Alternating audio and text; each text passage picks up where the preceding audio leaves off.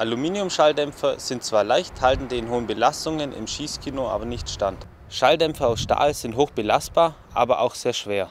Der Aimsport Triton 50S verbindet die Vorteile von Aluminium und Stahl.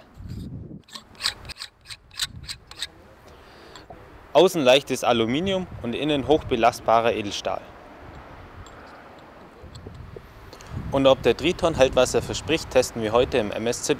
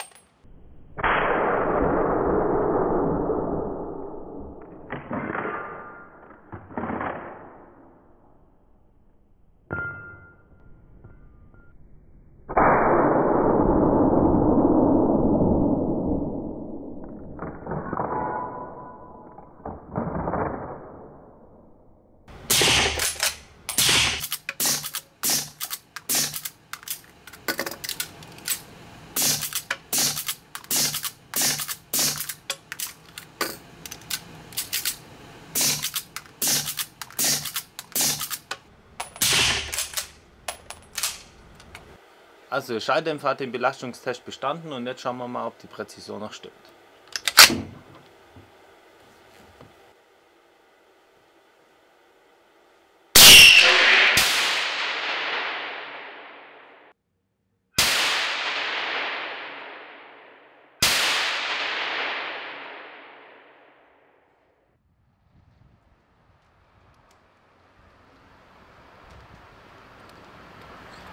So, jetzt haben wir 200 Schuss durch. Sauber ist er zwar nicht mehr, aber völlig intakt. Er hält also, was er verspricht.